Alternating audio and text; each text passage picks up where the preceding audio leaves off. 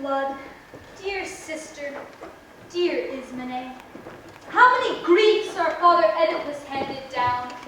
Is there one grief, do you think, that Zeus will not perfect for the two of us while we still live and breathe? And now this decree. What? Haven't you heard? The doom reserved for enemies marches on the ones we love the most. Not I, Antigone. I haven't heard a word. Nothing of loved ones. No joy or sorrow has come my way. Not since the two of us were robbed of our two brothers, both dead in a single day. A double blow. Not since the armies of Argos vanished, just this very night. I know nothing more, whether our luck's improved or ruin is still to come. I thought so. That's why I brought you out here, past the gates, so you could hear in private. What's the matter? Trouble, clearly. You sound so dark, so grim. Why not? Our own brother's burial. Hasn't Creon graced the one with all the rights, disgraced the other? Eteocles, they say, has been granted full military honors. Rightly so.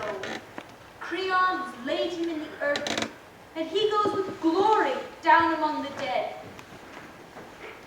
But Polynices, who died miserably? Why, a citywide proclamation forbids anyone to bury him, even mourn him. He's to be left, unwept, unburied. A lovely treasure for the birds that scan the field and feast to their heart's content.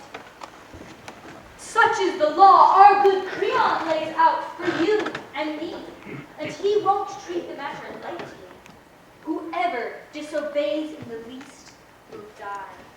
His doom is sealed, stoning to death inside the city walls. Soon show what you are, worth your breeding, Ismene, or a coward for all your royal blood. My poor sister, if things have come to this, what am I to make one of you? Tell me, what good am I to you? Decide, will you share the labor, share the work? What good? What's the risk? What do you mean? Will you raise up this body with these bare hands and lower it with me? What? You'd bury him when the law forbids it? Yes, he is my brother. Deny it as you will, your brother too. No one will ever convict me for a traitor. So desperate. And Creon has expressed this. No, he has no right to keep me from my own. Oh, my sister, think. Think how our own father died, hated, his reputation in ruins, driven on by the crimes he brought to light himself, to gouge out his eyes with his own hands. And then mother, mutilating her life with a twisted noose. And last, our two brothers, both shedding their own blood, poor suffering boys, battling out their common destiny hand to hand. Now, look at the two of us, left so alone. Think what a death we'll die if we violate the laws and override the fixed decrees of the throne, its power. We must be sensible. Remember, we are women. We are not born to contend with men. Then, too, we are underlings, ruled by much stronger hands. So we must submit in this, and things still worse. I, for one, I'll beg the dead to forgive me. I'm forced. I have no chance.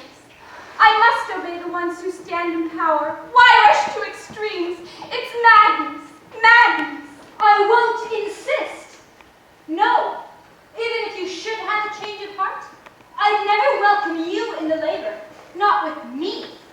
So, do as you like. I will bury him myself. And even if I die in the act, that death will be a glory. I'll lie with the one I love, and loved by him, an outrage sacred to the gods. I have longer to please the dead than please the living here. In the kingdom down below, I'll lie forever. Do as you like. Dishonor the laws the gods hold in honor. I do them no dishonor.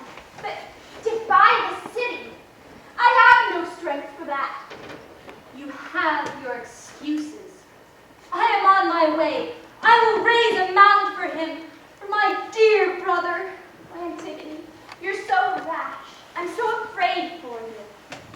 Don't fear for me. Set your own life in order.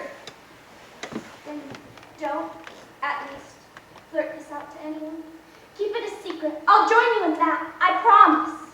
Dear God, shout it from the rooftop! I'll hate you all the more for silence. Tell the world! So fiery, and it ought to chill your heart. I know I please where I must please the most. Yes, if you can. But you're in love with impossibility. Very well, then. Once my strength gives out, I will be done at last. You're wrong from the start.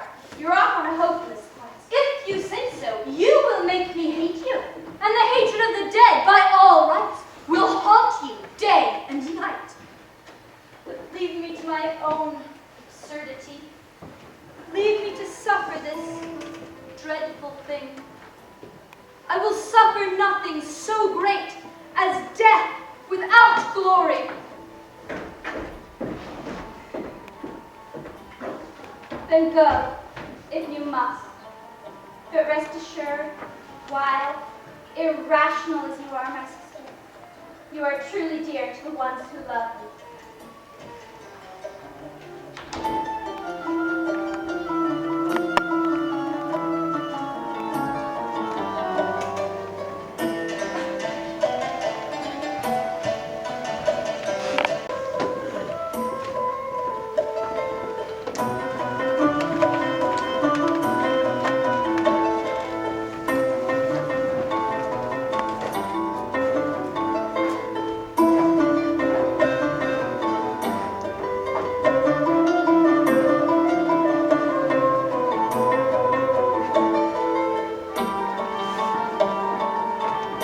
Glory, great beam of the sun, brightest that ever rose on the seven gates of Thebes, you burn through night at last. Great eye of the golden day, mounting the dear Sphinx, you throw him back, the enemy out of Argos, the white shield, the man of bronze. He's flying headlong now, the bridle of fate stampeding him with pain. And he had driven against our borders, launched by the warring claims of Polynices, like an eagle screaming, winging havoc over the land, wings of armor shielded white as snow, a huge army massing, crested helmets bristling for assault. He hovered above our roofs, his vast maw gaping, closing down around our seven gates, his spears thirsting for the kill. But now he's gone. Look, before he could glut his jaws with Theban blood, or the god of fire put our crown of towers to the torch, he grappled the dragon none can master, Thebes, the clang of our arms like thunder at his back. Zeus hates with a vengeance all bravado, the mighty boasts of men.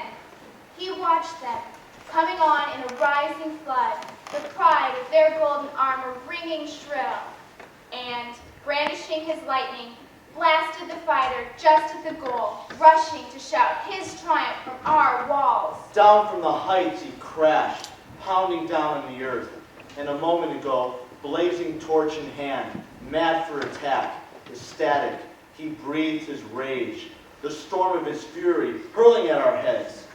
But now, his high hopes have laid him low, and down the enemy ranks the iron god of war, deals his rewards, his stunning blows. Ares, rapture of battle, our right arm in the crisis. 7 captains marshaled at 7 gates, 7 against their equals, gave their brazen trophies up to Zeus, god of the breaking routes of battle.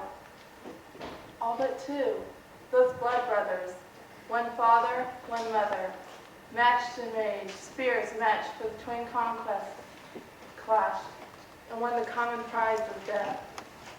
But now, for victory, glorious in the morning, joy in her eyes to meet our joy.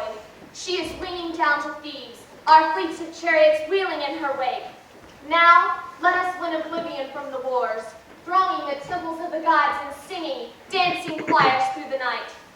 Lord Dionysus, god of the dance that shakes the land of Thebes, now lead the way. But look, the king of the realm is coming, Creon, the new man for the new day.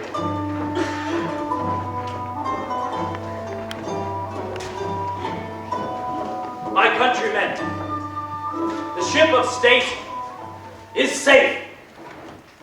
The gods who rocked her after a long, merciless pounding in the storm have righted her once more.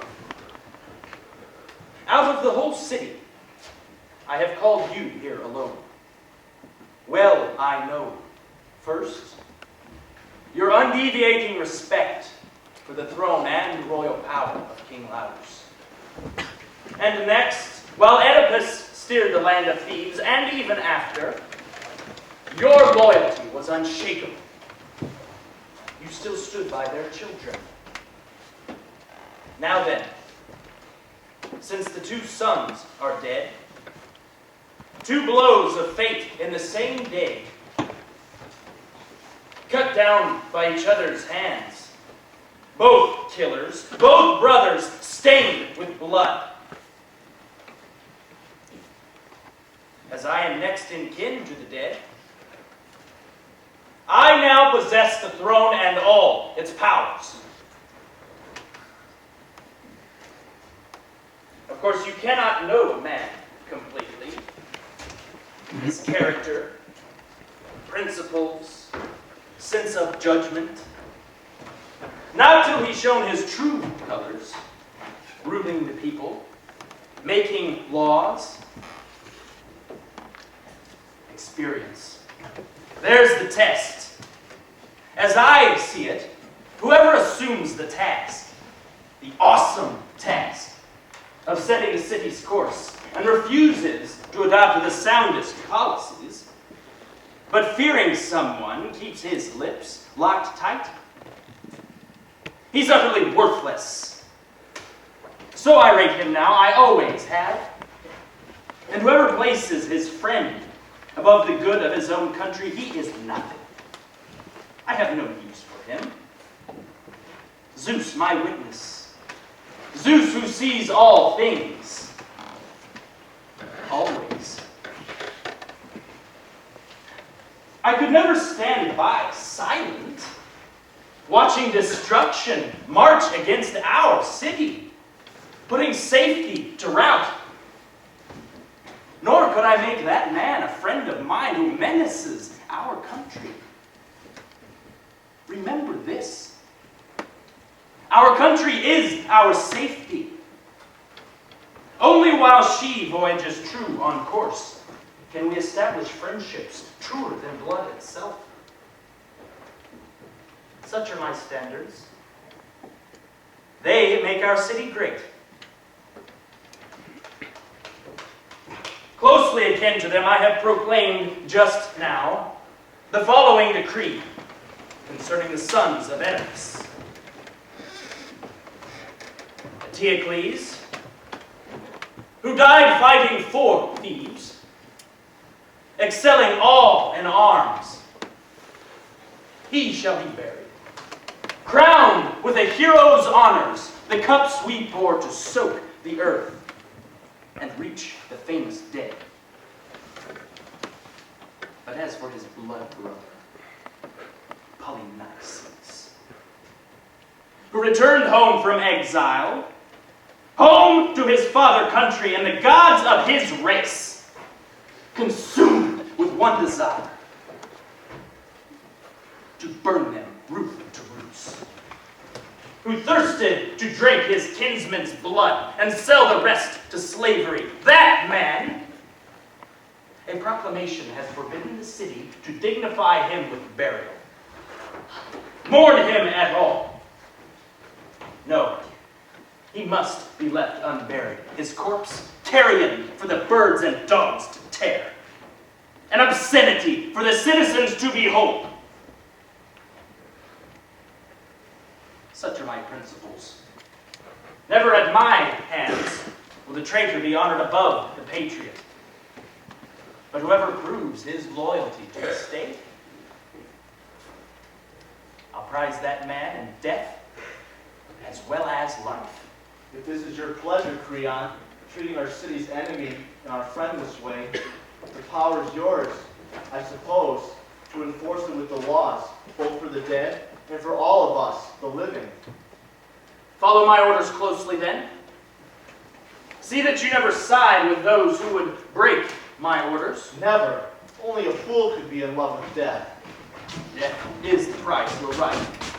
But all too often, the mere hope of money has ruined many men.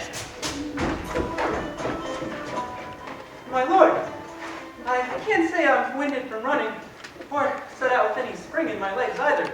No, sir. I was lost in thought, and it made me stop off and dead in my tracks, wheeling, turning back, and all the time, a voice inside me kept muttering, "Idiot, you're going straight to your death." Then muttering, "Stopped again? Poor fool, if someone gets to lose the Creon first, what's to save your neck?" And so, mulling this over, on I trudged, dragging my feet. You can make a short road last forever. But, alas, look, common sense won out. I'm here, and all yours. And even though I come empty-handed, I tell my story just the same, because I come with a strong grip on one hope. What will come, whatever fate. Come to the point. What's wrong? Why so afraid? First of all, I've got to tell you, I didn't do it. I didn't see who did. Be fair. Don't take it out on me. Playing it safe, soldier, barricading yourself from some trouble. It's obvious you have something strange to tell. And dangerous, too. And danger makes you delay for all your work. Out with it, then. Dismiss. All right. Here it comes. The body. Someone's just buried it. What? Then run off. Sprinkle some dry dust over the flesh, giving it proper rights. Man alive would dare. I have no idea, I swear. There was no mark of a spade, no pickaxe there, no earth turned up, the ground packed hard and dry. Unbroken, no tracks, no wheel ruts, nothing. The workman left no trace. Just at sunup, the first watch of the day points it out. It was a wonder. A terrific burden, too, for all of us. Look, you can't see the body. Not that it's buried, really, just a light covering of road dust on it, as if someone meant to lay the dead to rest and keep from getting cursed. No sign in sight that dogs or wild beasts worried the body, even torn the skin. But what came next? Rough talk flew thick and fast, guard grilling guard. We'd have come to blows at last, nothing to stop it. Each man for himself and each the culprit.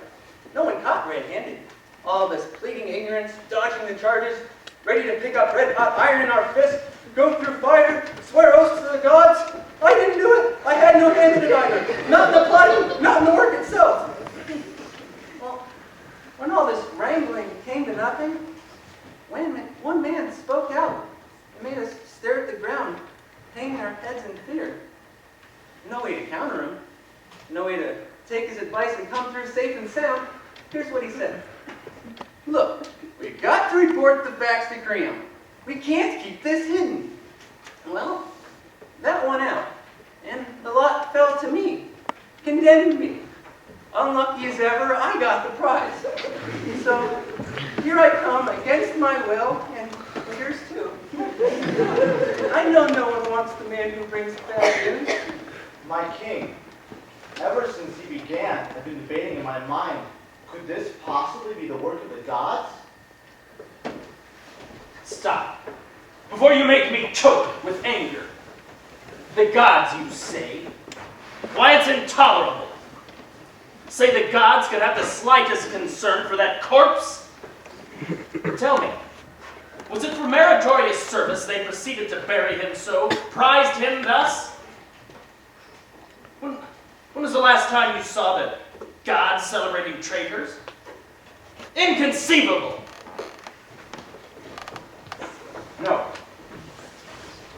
From the first, there were certain citizens who could hardly stand the spirit of my regime, grumbling against me in the dark, heads together, tossing wildly,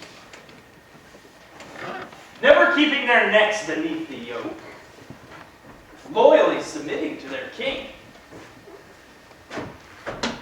These are the instigators. I'm convinced they've perverted my own guard, bribed them to do their work. Money. Nothing worse in our lives.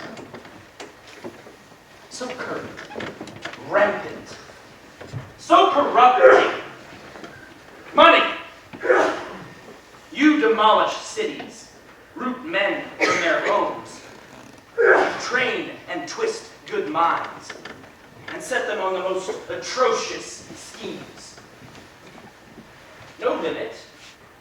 You make them adept at every kind of outrage, every godless crime. Money. Everyone, the whole crew, bribed to commit this crime. They've made one thing sure at least. Sooner or later, they will pay the price. You. I swear to Zeus, as I still believe in Zeus. If you don't find the man who buried that body, the buried man, and produce him before my eyes, simple death won't be enough for you. Not till we string you up alive and wring the immorality out of you. Then you can steal the rest of your days better informed about where to make a killing. You have learned at last it doesn't pay to itch for rewards from every hand that beckons. Please, may I say a word or two? Or just turn and go? Everything you say offends me. Where does it hurt you? In the ears or in the heart? And who are you to pinpoint my displeasure? The culprit grates on your feelings. I just annoy your ears. Still talking. You talk too much. A more nuisance. That may be, but I never did this thing, so help me. Yes, you did. What's more, you squandered your life for silver. It's a terrible thing when one who does the judging judges all things wrong. Well, you just be clever about your judgments. If you fail to roost the criminals for me, you'll swear your dirty money brought you pain.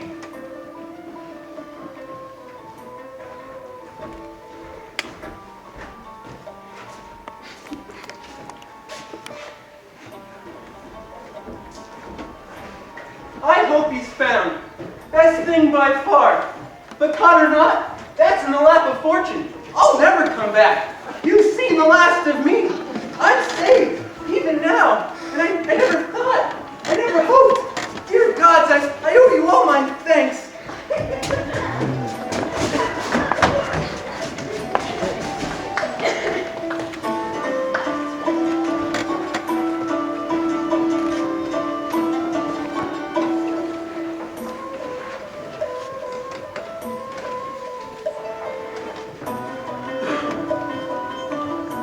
Numberless wonders, terrible wonders walk the world, but none the match for man. That great wonder, crossing the heaving gray sea, driven on by blast of winter, on through breakers, crashing left and right, holds his steady course. And the oldest of the gods he wears away, the earth, the immortal, the inexhaustible, as his plows go back and forth, year in, year out, with the breed of stallions turning up the furrows. And the blithe, light-hearted race of birds he snares, the tribes of savage beasts, the life that swarms the depths, with one fling of his nets, woven and coiled tight, he takes them all.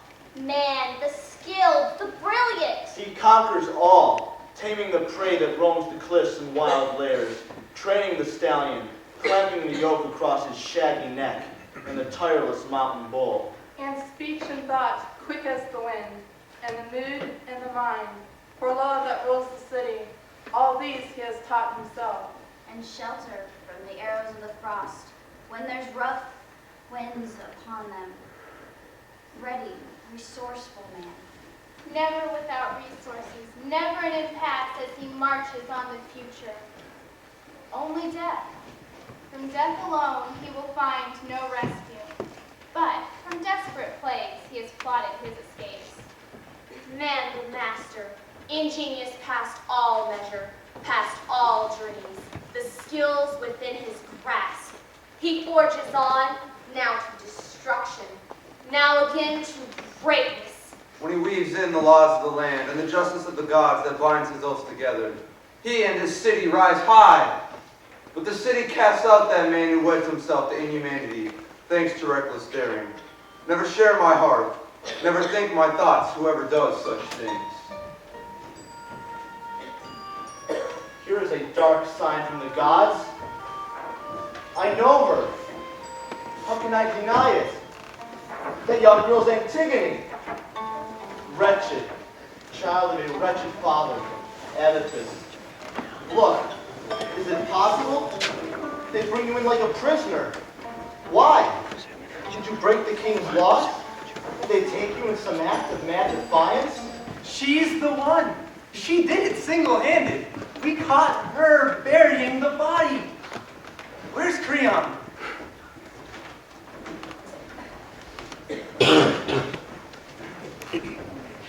My king, there's nothing you can swear you'll never do.